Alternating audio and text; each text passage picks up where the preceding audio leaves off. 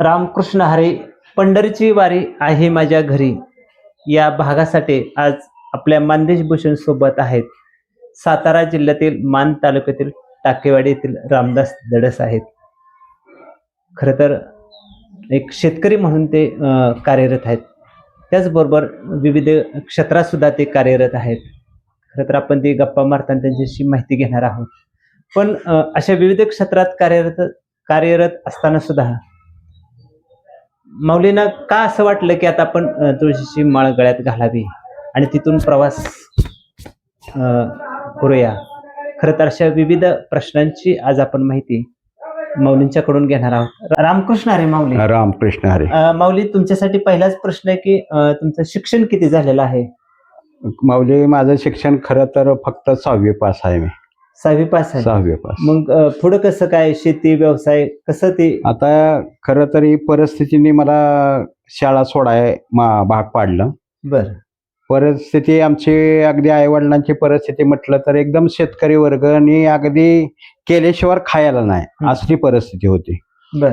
तर मग ही 6वी शाळा सोडल्यानंतर केवळ परिस्थितीने मला शाळा सोडून एक उद्योगात म्हणजे एक 7वीतला पोरगा 6 6 12 आणि 13 वर्षाचा मुलगा एक महिलांच्या बायकांच्या काम होत नव्हतं ना त्यावेळेस.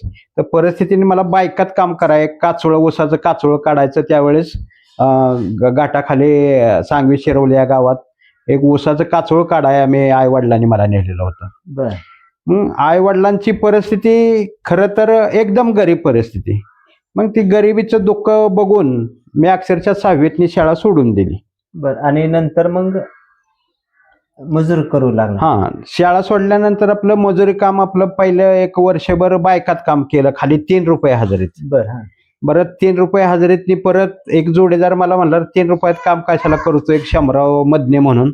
ते म्हणा तुला मी इकडं गवंड्याच्या हाताखाली 10 रुपये हजेरी देतो. तर शंभराव मधन्याने मला ते 10 रुपये हजेरीसाठी मला बायकातनी कामातनी काढलं आणि गवंड्याच्या कामावर नेलं. तिथं 10 रुपये हजेरी मिळायला लागली. मग 3 रुपये कुठं आणि 10 रुपये कुठं हे विचार केला आणि एक वर्षात 3 वर्षात मी परत गवंडी झालो. बर. गवंडी झाल्यानंतर मला परत त्यावेळेस 150 रुपये हजेरी मिळायला लागली ज्यावेळेस गवंडी काम करायला लागल्यानंतर. मग ती परिस्थिती थोडी आस्ते आस्ते सुधारत गेली. आई वडिलांना आपण मदत करायला लागलो. बर. मग आता मला सांगा, गवंडी झाला मग शेतीकडे वळाला नंतर?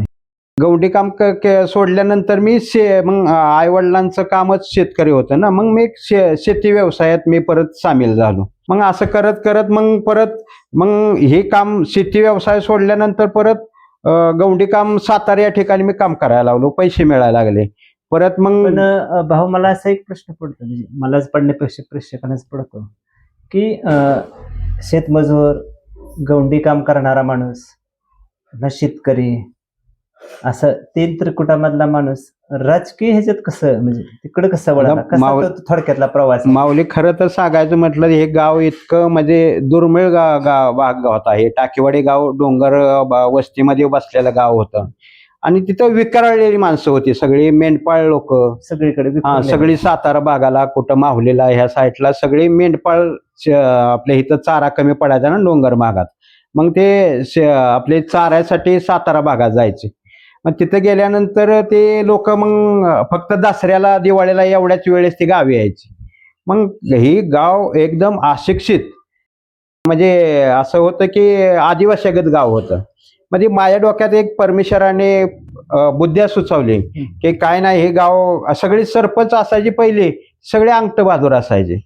मग माझी भलं 6वी असेल 7वी असेल शाळा, मग ती मला थोडी परमेश्वराने बुद्ध्या दिली. हे काय नाही, गाव आपण एकवट करायचं आणि गावासाठी काहीतरी आपण योगदान द्यायचं, गाव सुधारलं पाहिजे. हे परमेश्वराने मला देवाने बुद्ध्या दिली. बुद्ध्या दिल्यानंतर मी एक पहिलं राजकारणात शिरलो, गावच्या ग्रामपंचायतच्या राजकारणात शिरलो. एक अशी नवीन सगळी टीम मी जमवली आणि नवीन टीम जमवून मग त्यांना सर्व मुलंच होती ना जे सगळे माझ्या शिनपिके, सगळ्या मुलांना सांगितलं काय नाही, आता म्हातारी माणसांचं तर बाद झालं, सगळे अंगठ बहादूर आहेत, त्यांना तालुक्याच्या ठिकाणचं काही कळत नाही, मग आपण काहीतरी नवीन उपदेश करू. म्हणून आम्ही ती बॉडी तयार केली. बॉडी आम्हाला पहिल्याच वर्षी गावाने अक्षरशः 9ची 9 सीट आमच्या बिनविरोध गावाने करून दिल्या पहिल्याच वर्षी.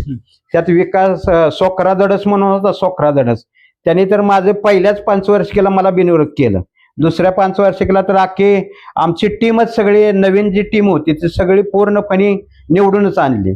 मग परत पहिला मी नेंबर झालो, परत उपसरपंच झालो, परत सरपंच झालो आणि परतच्या 10व्या वर्षाच्या टीममध्ये परत मग एक विकास सेवा सोसायटीचं जे एक राजकारण चाललेलं आम्ही बघायचो ना, हे अंगठवाले सगळे आमचे मेंढपाळ लोक दाढेवाले असे, तर ते मग विकास सेवा सोसायटीने गावाचा काहीतरी विकास करावा म्हणून त्या दृष्टीने मी विकास सेवा सोसायटीकडे वळलो.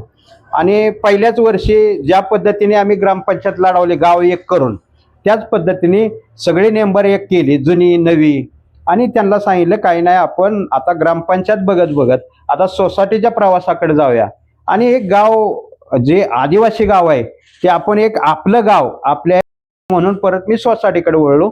लोकांनी पहिल्याच वर्षी मला चेअरमन बनवलं, पहिल्या ट्रिमलाच मला चेअरमन बनवलं आणि ते बी बिनविरोध चेअरमन मी झालो.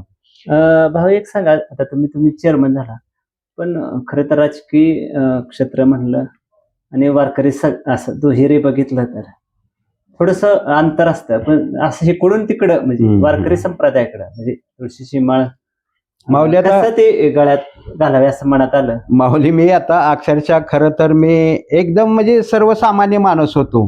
अक्षरशः मला देवाचा छंद बी नव्हता, पण परमेश्वराने पांडुरंगाने मला अशी एक बुद्धी दिली की काय नाही, तुझ्या हातने काहीतरी आता हे सांप्रदायिक मध्ये जी मंडळी आहे ती जे आमच्या गावात जे समजा भजनी मंडळ असतील, काय माळकरी मंडळी असतील, त्यांना परत ज्या पद्धतीने मी ग्रामपंचायत एक केली, त्या पद्धतीने सोसायटी एक केली, त्याच पद्धतीने मला ही माळकरी जी विकळलेला माळकरी आहे ते मला एक करायचा होता. मग एक करायचं तर मी प्रत्येक जणाच्या माळकऱ्यांच्या घरी गेलो.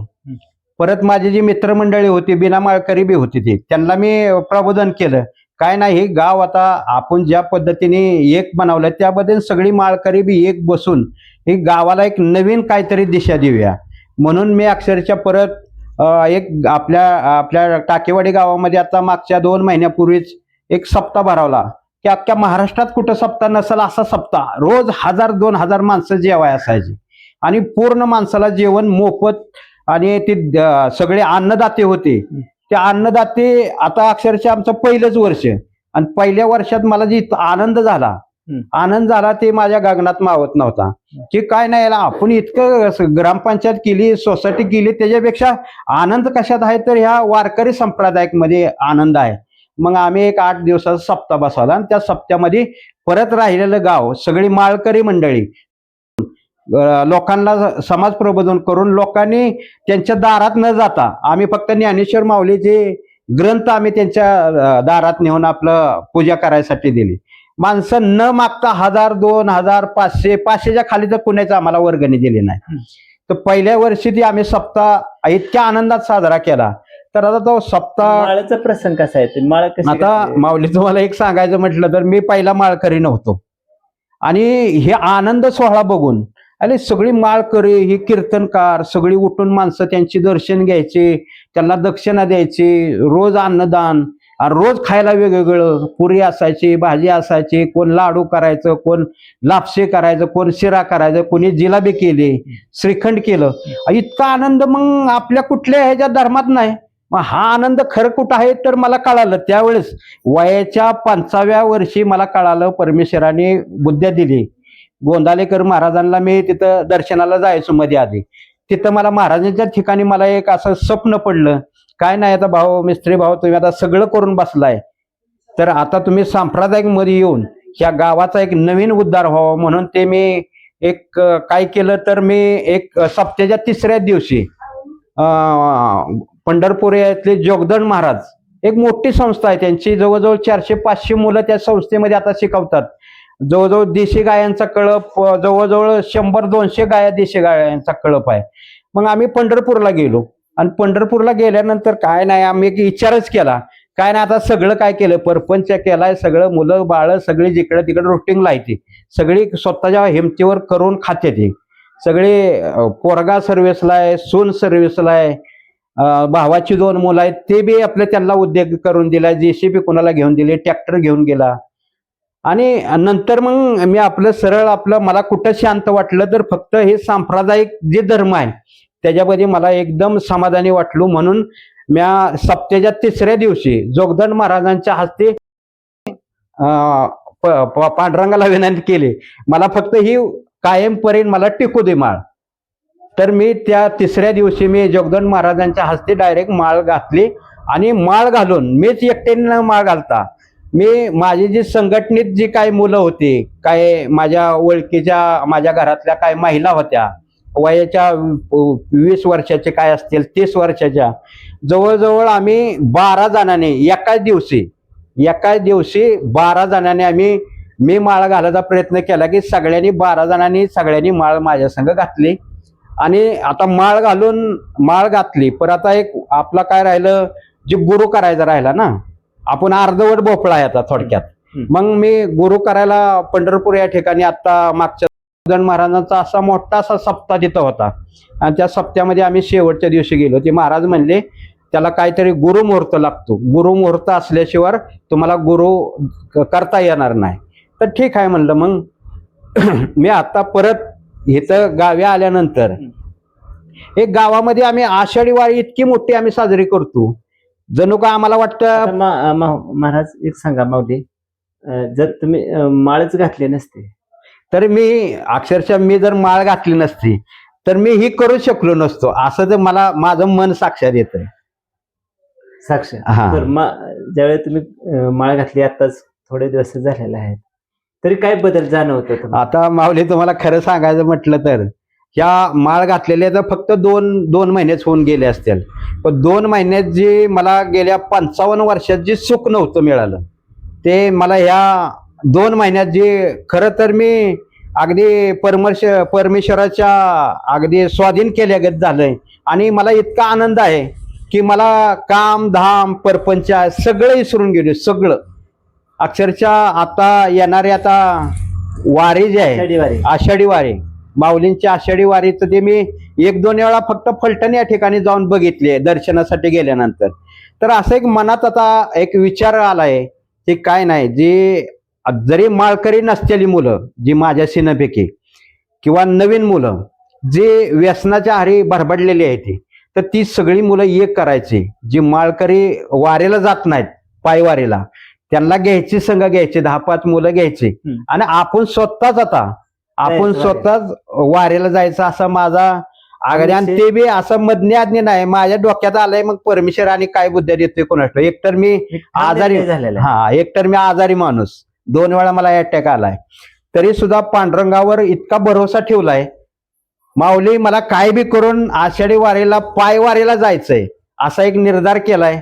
मग मेलो तरी त्याच्या दारात एक निर्धार केलेला आहे मी. धन्यवाद. पंढरीची वारी आहे माझ्या घरी. खरं तर या भागासाठी रामदास भाऊ आपल्या मंदिर भूषणशी बोललेले आहेत.